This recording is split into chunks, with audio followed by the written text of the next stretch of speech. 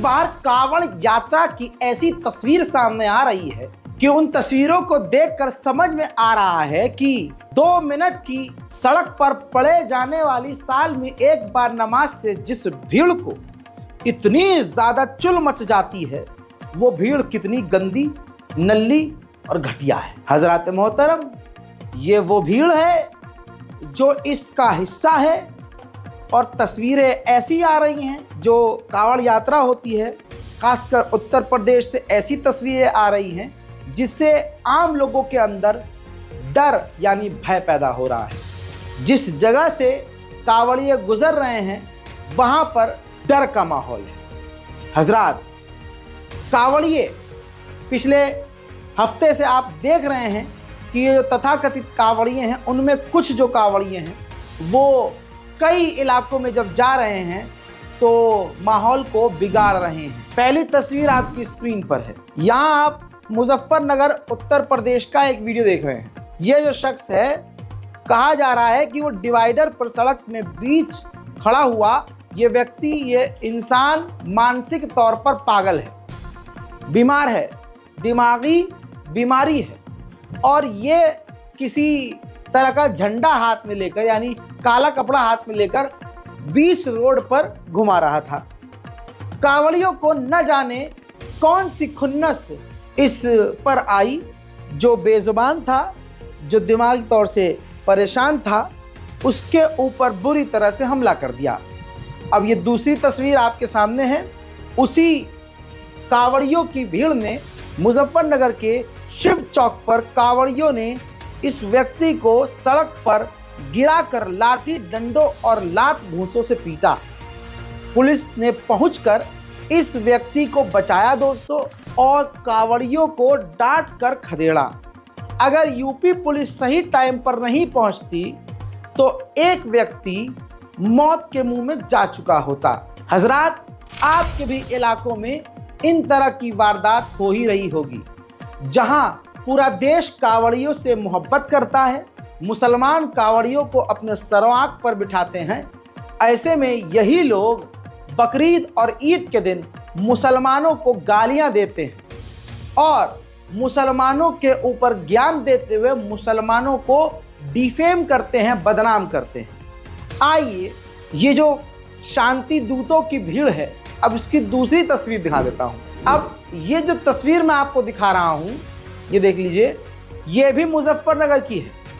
वहाँ एक petrol pump है रिलायंस का, जिसका मालिक बीजेपी का एक आला अधिकारी है, बीजेपी का नेता है। नाम है उनका, बीजेपी नेता का आशुतोष शर्मा।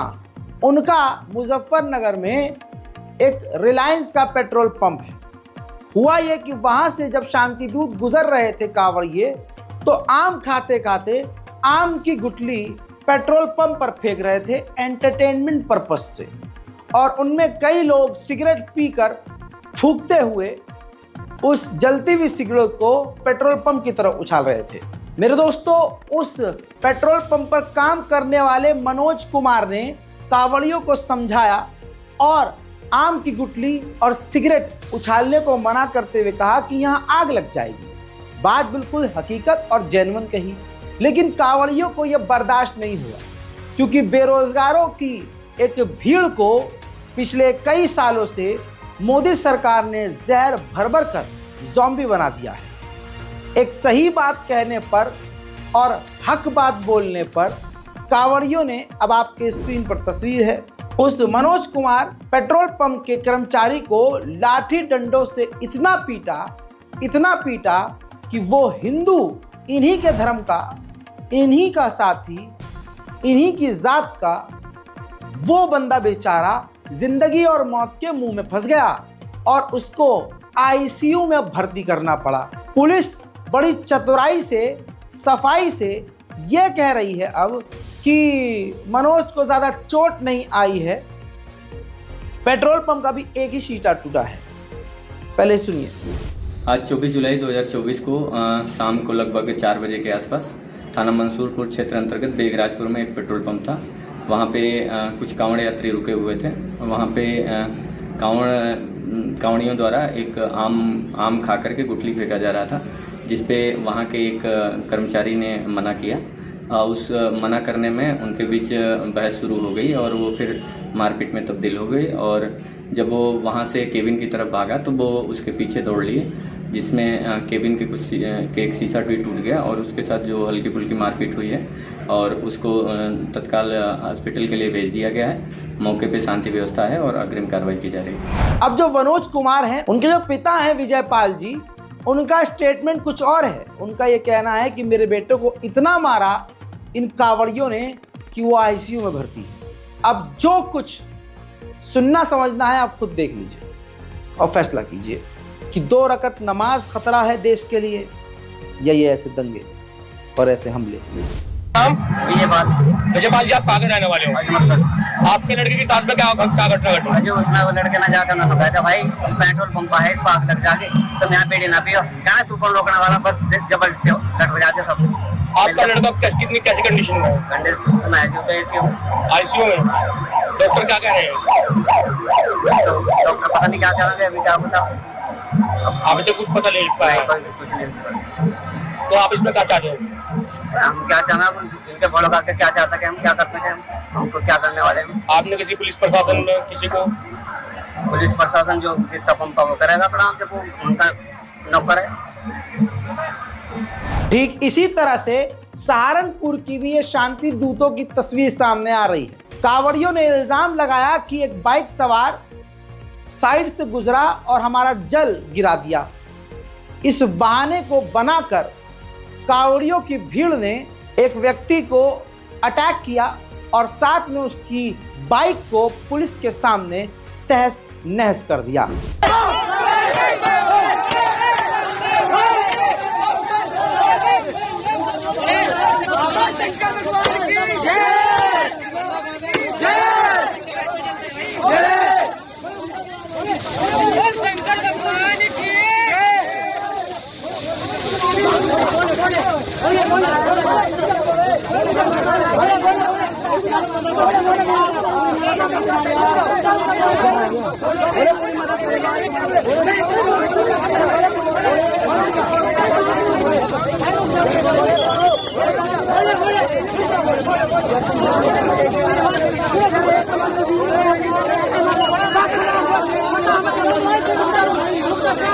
हजरात, इसी तरह से एक और मामला हरिद्वार से भी शांति दूतों का है। हरिद्वार में कांवड़िए गुजर रहे थे, वहां से एक ट्रक गुजरने लगा तो ट्रक वाले पर इल्जाम लगाया कि हमारे कांवड़ियों को साइड मार दी है, जबकि किसी कांवड़िए की जख्मी होने की खबर नहीं थी। हुआ ये, माननीय प्यारे शांति दूत कांवड़ियों ने उस ट्रक ड्राइवर को बुरी तरह से पहले पीटा और उसके बाद उसके ट्रक को पूरी तरह से तबाह कर दिया, तोड़ फोड़ कर डाली। शांति दूत तो 2 रकत नमाज पढ़ने वाले सड़क पर खतरा हैं या फिर ये?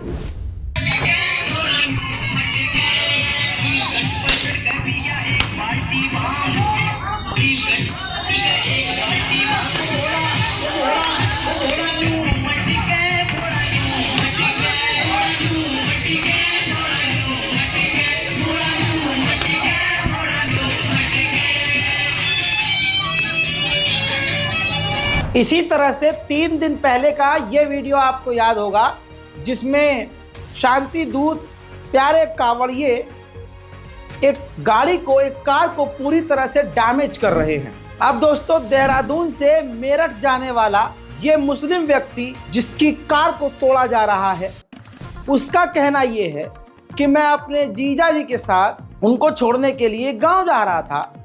रास्ते में मेरी गाड़ी डिसबैलेंस हुई क्योंकि पीछे से एक बाइक वाले ने आकर कट मार कर निकाला और ऐसे में पीछे आ रहे कांवड़िया ने मेरी गाड़ी को हिट किया और देखते ही देखते मुझ पर यह इल्ज़ाम लगाया गया कि मैंने उनकी कावड़ को टक्कर मारी है और उनका जल गिरा दिया है। और मेरी बात फिर किसी ने नहीं सुनी और मुझे और मेरी गाड़ी को तोड़ कर रख दिया। सुनिए। गाड़ी को तोड़ रहे हैं, तो गाड़ी आपकी है? हाँ मेरी है। क्या कुछ हुआ था उस समय एक्चुअल में? ये सर हम लोग जा रहे थे देहरादून से मेरठ। अच्छा। मेरे ब्रदर इन लॉ आ रखे थे, मेरे साले साहब, तो मैं उनको लेके मेरठ छोड़ने के लिए जा रहा था। तो हम लोग यहाँ से तकरीबन 4 बजे करीब निकले देहरादून से। तो रास्ते में मोड़ में भी जाम काफी था, रास्ते में भी कावड़ी वगैरह का ट्रैफिक बहुत था, मैं बहुत आराम से चल रहा था। तो हमें लगभग 8 बज गए मुजफ्फरनगर छपार के आसपास पहुंचने में। तो मेरे पीछे एक बाइक वाला था, वो मेरे को ऐसे कट मार के गया गाड़ी से, तो थोड़ा सा मेरा डिसबैलेंस हुआ, मैंने हॉर्न मारा तो एक कावड़िया पीछे से जो है मेरी गाड़ी पे ऐसे मुक्का मारता है। अच्छा। तो मैंने सोचा, मैंने कहा भाई पता नहीं किस वजह से मारा होगा मुक्का, मैंने कहा यहाँ रुकना उचित नहीं है, कहीं पता चले मैं यहाँ रुकूं और यहाँ हमसे मारपीट वगैरह करें, तो इसलिए मैंने गाड़ी आगे ले ली, मैं सीधा चलता चला गया। मैंने ये इल्जाम लगाया कि मैं उनके जल को खंडित करके गया हूँ। अच्छा। जबकि मेरी गाड़ी किसी से नहीं लगी, ना ही मैंने किसी को कुछ कहा, ना मैंने किसी को हॉर्न मारा, ठीक है। लेकिन उन्होंने मेरे को ना कोई कुछ पूछा, ना कुछ गिना, और गाड़ी मेरी वहां जाम में जब इन्होंने चक्का जाम कर दिया वहां रुकवा के, और मेरे को बहुत बुरी तरीके से पीटा है। हजरात, अब देश को सोचना चाहिए कि 2 रकअत नमाज पढ़ने वाली सड़क पर जो भीड़ है वो खतरनाक है या ये भीड़ खतरनाक है। हजरात, देश को तोड़ने की और देश को आग में झोंकने की कोशिश की जा रही है, उसका सबूत भी आपको मैं देने वाला हूं। भारत की राजधानी दिल्ली में मुसलमानों के खिलाफ खुल्लम खुल्ला मार काट, कटमुल्ले और न जाने किस किस तरह की बातें बोली जा रही, और ये हो रहा है ईस्ट दिल्ली शादरा की तरफ, जो काफी सेंसिटिव इलाका है। हिंदू लोग खुल्लम खुल्ला मुसलमानों के खिलाफ मार काट की और उनके खिलाफ घटिया बातें करते हुए पाए जा रहे हैं, लेकिन प्रशासन खामोश है। दिल्ली पुलिस भंडारा करना बंद करो, सिर्फ हथियार करना चालू कर दो। जिहादियों को ये जो कटुए हैं मुन्ने, इनको एक औकात दिखाने का ये समय है हमारे पास में, और ये समय हम इकट्ठा होते हैं जब आसपास में घटना हो जाती है। जब अगर हम ऐसे ही पहले इकट्ठे हो जाए तो इनकी औकात नहीं, इनकी मां ने दूध नहीं पिलाया है जो ये आकर के किसी सनातनी भाई के साथ आप जाकर देख सके। भाई सिर्फ इतने, आप सभी हिंदू भाई, सभी सनातनी भाई भंडारा करना बंद कर दो। उस भंडारे के पैसे से अपने लिए आत्मनिर्भर बनो, हथियार खरीद कर रखो, और इन सालों को जहां पर खेती वाला अपने यहाँ कोई भी किसी को किराए पर, देहाती को किराए पर अपना मकान, अपनी दुकान बिल्कुल नहीं देगा। ये भी यहाँ से प्रयोग करके जाए। इन कटुओं पर कोई भी अपने यहाँ मकान किराए पर नहीं देगा, दुकान किराए पर नहीं देगा। अगर हो सके तो संभव ये करो कि अपनी सीमा में इन्हें घुसने भी न दिया जाए। इन लोगों को हमने अपने मकान यहाँ किराए पर दे रखी है, ये भी समस्या बड़ी भारी है। हमने इनको अपने घर में पाल रखा है, तो हमें छोटे छोटे अपने लालच छोड़ने पड़ेंगे अपने बच्चों के लिए, अपने भविष्य के लिए। अब आप सोच के ये भी देखिएगा, ये आपने सब सुन लिया, अब जरा इस तस्वीर को ध्यान से देखिए, इसी वीडियो को जरा ये देखिए। ये जो नीचे बैठकर जहर और मुसलमानों के खिलाफ जो ज़ॉम्बी तैयार हो रहे हैं, उनकी शर्ट पर शहीद भगत सिंह आर्मी के नाम से इनकी पूरी सेना बनी है। जरा सोचिए, अब हमारे शहीद भगत सिंह को नफरती चिंटू इस्तेमाल करेंगे मुसलमानों के नरसंहार के लिए। मैं सिख समुदाय से अनुरोध करता हूं कि हमारे शहीद भगत सिंह का नाम, आपको कसम है, ऐसे नफरती चिंटुओं को इस्तेमाल ना करने दें। वहीं 23 जुलाई धार मध्य प्रदेश का एक खौफनाक वीडियो, जिसमें बीजेपी का दंगाई नेता टी राजा मुसलमानों के खिलाफ धमकी भरे जुमलों का इस्तेमाल करता है, मुसलमानों को दबाने, मिटाने और उनके खिलाफ आपत्तिजनक अपशब्दों का इस्तेमाल करता है, लेकिन सरकार खामोश है, क्योंकि सरकार तो यही है और सरकार की सोच भी यही है जो टी राजा की है। सुनिए क्या हुआ आज। अरे भव्य राम मंदिर तो बन गया है, काशी में कॉरिडोर बन गया है, और मथुरा भी हम लेके रहेंगे, किसी के बाप पे दम नहीं जरूरत है। दूसरा भव्य मंदिर आपके मध्य प्रदेश में बनने वाला है, भोजशाला में लगा हुआ कलंक,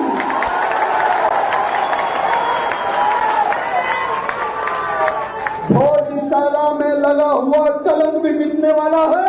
एएसआई की रिपोर्ट आई है मेरे मित्रों, 37 प्राचीन मंदिरें, मूर्तियां मिली है और 1700 से अधिक तुम्हारी बेटी का भी शिकार करेगा। हर वो बहन का शिकार करेगा जो हिंदू है। क्यों? क्योंकि इनको उस प्रकार से सिखाया जा रहा है कि भारत को एक इस्लामिक अगर राज्य बनाना है तो हिंदुओं की संख्या कम करे। भारत को अगर हमें गुलाम बनाना है तो हिंदुओं में फूट डालो, जय भीम जय मीम का नारा लेकर आगे बढ़ो। हमारे जो कट्टर राम भक्त जो हमारा एससी समाज है उनको हिंदुओं से दूर करो, एसटी भाइयों को दूर करो, जातिवाद इनमें फैलाओ और इनको तोड़ दो। ऐसा एक षड्यंत्र हम हिंदुओं को तोड़ने के लिए किया जा रहा है। रोज वो बकरे जैसी दाढ़ी वाला ये कहता है कि हम 21 हिंदू लड़कियों का विवाह मुसलमानों से करवाएंगे। परमिशन के लिए पूछता है कोर्ट में, लेकिन उस मुल्ले को यह पता नहीं कि उत्तर प्रदेश में साले तेरा बाप बैठा हुआ योगी आदित्यनाथ जो बोलता नहीं सीधा ठोकने वाला मुख्यमंत्री है वो। और ये मुल्ले को कहना चाहूंगा कि बेटा शायद तेरे पूर्वजों ने हिंदुओं के हजरात इसके अलावा सुप्रीम कोर्ट से ऊपर हिंदू संगठन और हिंदू नफरती नेता हो चुके हैं। जो सुप्रीम कोर्ट ने योगी सरकार के फैसले को मोड़ दिया कि आप किसी से ज़बरदस्ती नहीं कर सकते कि वो अपना नाम लिखे और कोई इंसान नहीं प्रेशर में आए कि उसे नाम लिखना होगा। ये आदेश मानना ज़रूरी नहीं है, गलत है। इस पर दोस्तों सुप्रीम कोर्ट के जजमेंट पर ही हिंदू संगठन खुलकर खिलाफ बोल रहे हैं। बात कर रहा हूं मैं पिंकी की। नाम से सिर्फ पिंकी है लेकिन दिल से ये काला व्यक्ति। पिंकी भैया नाम से मशहूर भूपेंद्र हिंदू ने खुल्लम खुल्ला माननीय सुप्रीम कोर्ट के आलोचना करते हुए आपत्तिजनक बातें कही हैं। सवाल यह है कि क्या सुप्रीम कोर्ट की अवमानना के जुर्म में पिंकी भैया गिरफ्तार होंगे? जवाब है ना। सभी भाइयों को जय श्री राम। नाम लिखने को लेकर के सुप्रीम कोर्ट ने जो निर्णय दिया है कि नाम नहीं लिखेंगे, मैं सुप्रीम कोर्ट से कहना चाहता हूं ये जितने भी जिहादी हैं हमारा धर्म भ्रष्ट करने के लिए कहीं खाने पर थूकते हैं, कहीं ये पेशाब करते हैं, कहीं ये चर्बी मिलाते हैं। ये हम अपनी पहचान को छिपा करके हमारे सनातन धर्म को, हमारे धर्म को भ्रष्ट करने का जो काम कर रहे हैं, ये अगर निर्णय सरकार का सही था तो इसको लेकर के आप लोगों ने, सुप्रीम कोर्ट ने इसको प्रतिबंधित कर दिया है।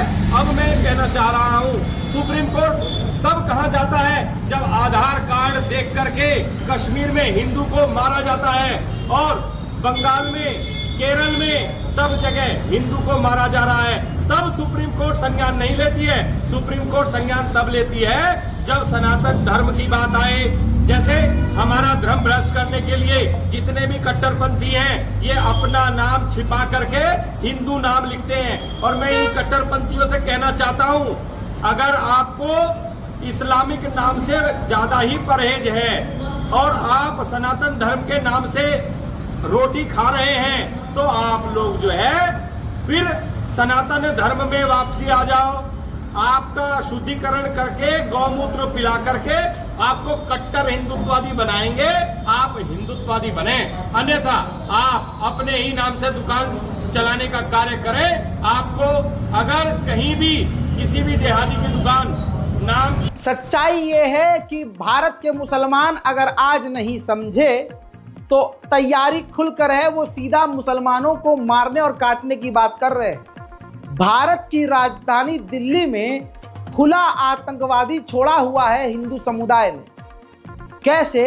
ये प्रीत सिंह नाम का व्यक्ति जो आए दिन खासकर दिल्ली की तमाम मस्जिदों के खिलाफ FIR कर रहा है, कंप्लेन कर रहा है और कई मस्जिदें गिरवा चुका है, रील बनाकर सोशल मीडिया पर पोस्ट कर रहा है।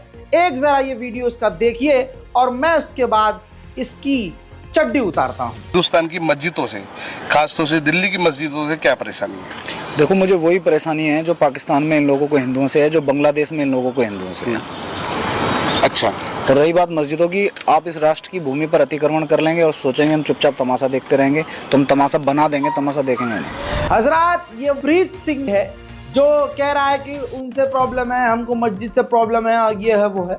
सच्चाई ये है कि ये जो इतना बड़ा बदमाश बन रहा है, ये इतना बड़ा नामर्द है कि अपनी बीवी को, ये जो आज मस्जिदों को तोड़वा रहा है, ये अंदर से खुद कितना जलील और बेगैरत इंसान है। ये वो व्यक्ति है प्रीत सिंह। इसने अपनी पत्नी का अपने दोस्त के साथ बलात्कार करवाया। इसकी पत्नी के साथ इसके बाप ने भी बलात्कार किया। अपनी पत्नी का बलात्कार इसने अपने छोटे भाई से भी करवाया और ये तमाम बयान इसकी ही पत्नी दे चुकी है। प्रूफ मैं आपको दिखा चुका हूँ। गूगल आप करेंगे तो न्यूज़ लॉन्ड्री से लेकर दर्जनों ऐसे चैनल हैं जिस पर इसकी धर्म पत्नी के तमाम इंटरव्यूज मौजूद हैं। तो आज का बलात्कारी भारत की राजधानी दिल्ली में आतंकी कैरेक्टर बनकर और ओपन आतंकवादी, खुला आतंकवादी बनके मुसलमानों के खिलाफ नफरत और जहर उगलते हुए कदम आगे बढ़ा रहा है, लेकिन दिल्ली पुलिस की कानों में जूं तक नहीं रेंग रही है। लेकिन उसके घर का हाल मैं आपको बता चुका हूं कि वो खुद कैसा है। अब आइए गुजरात मॉडल की बात करते हैं। ये सुदर्शन ब्रिज आप देखिए ध्यान से, बहुत पुराना ब्रिज नहीं है। मोदी जी आपको नजर ही आ रहे होंगे। इसी फरवरी को यानी 2024 फरवरी को 980 करोड़ की लागत से बना हुआ ये पुल मोदी जी ने अपने प्यारे प्यारे हाथों से उद्घाटन करके खोला। फरवरी, मार्च, अप्रैल, मई, जून, जुलाई, कितने महीने हुए? 6 महीने। 6 महीने के अंदर उसी ब्रिज का हाल आप देख लीजिए। ये गुजरात मॉडल यानी मोदी जी का विकास। बात बात पर मुसलमानों को बेघर किया जा रहा है, उनके मकानों को तोड़कर उनकी कमर तोड़ी जा रही है। सरकार ये पूरी तरह से खुद कर रही है, या यूं कहूं कि प्रशासन खुद कर रहा है। सरकार खामोशी से चुपचाप ये होने दे रही है। बरेली में आप ये तस्वीर देखिए, 2 मुसलमानों के मकानों को सिर्फ इसलिए तोड़ दिया गया क्योंकि प्रशासन ने इल्ज़ाम लगाया कि मुहर्रम में जो हिंसा हुई थी छोटी मोटी, उस हिंसा में ये 2 मुस्लिम व्यक्ति शामिल थे। प्रशासन ने ग्राम समाज की ज़मीन बताकर 2 लोगों के मकान को बुलडोजर से गिरा दिया। हिंसा में शामिल होने का आरोप लगाते हुए 2 मुसलमानों को और उनकी ज़िंदगी और उनके परिवारों को उजाड़ दिया। ये ठीक वैसे ही हो रहा है जैसे इजराइल में आप देख रहे हैं कि फिलिस्तीनी मकानों को, और वेस्ट बैंक में आप देख रहे हैं फिलहाल जो हाल फिलहाल में अपडेट आप देख रहे हैं, लोगों के, फिलिस्तीनियों के मकानों को इजराइल तोड़कर उस पर कब्जा कर लेता है। मेरे दोस्तों, उजड़ने और बसने से याद आया, हल्द्वानी में पिछले साल याद होगा मुसलमानों के मोहल्ले मोहल्ले को उजाड़ा जा रहा था, जिसमें हमारे हिंदू भाइयों के भी घर उजड़ रहे थे। सुप्रीम कोर्ट ने उस पर स्टे लगाया और आज की ताज़ा खबर यह है कि सुप्रीम कोर्ट ने रेलवे से कहा कि प्लान बताओ, जिन लोगों को उजाड़ोगे आप उनको दोबारा बसाने का कहीं और आपका प्लान क्या है। हमें ये नहीं भूलना चाहिए कि जिनको उजाड़ा जा रहा है वहाँ से भगाया जाएगा, वो इंसान है और इंसानों के साथ हमें मानवता का व्यवहार करना चाहिए। साथ में उनके पुनर्वास के साथ पूरी योजना के साथ सामने आना चाहिए। सुप्रीम कोर्ट ने अभी भी स्टे लगाया हुआ, आप समझ सकते हैं। इसीलिए कहता हूं कि संविधान से ऊपर कुछ नहीं है, लेकिन हमारे संविधान के साथ जो खिलवाड़ करे उसे बीजेपी कहते हैं। पूरे उत्तर प्रदेश में एक तरह से मुसलमानों का नरसंहार जारी है। बरेली गौसगंज के इलाके में 35 मुसलमानों को गिरफ्तार किया गया। आरोप यह है कि कुछ मुस्लिम युवकों का एनकाउंटर कर दिया गया। 4 लड़कियों के साथ एक पुरुष भी अभी तक लापता है। जब थाने जाकर पूछा जा रहा है उन मुस्लिम लोगों के बारे में, युवाओं और युवती के बारे में, तो प्रशासन पर इल्जाम है कि प्रशासन रासुका लगाने की धमकी दे रहा है। अगर ऐसा हो रहा है तो आप सोचिए कि आगे आपका नंबर आज नहीं तो कल आने वाला है। रहिए चुप, सुनिए।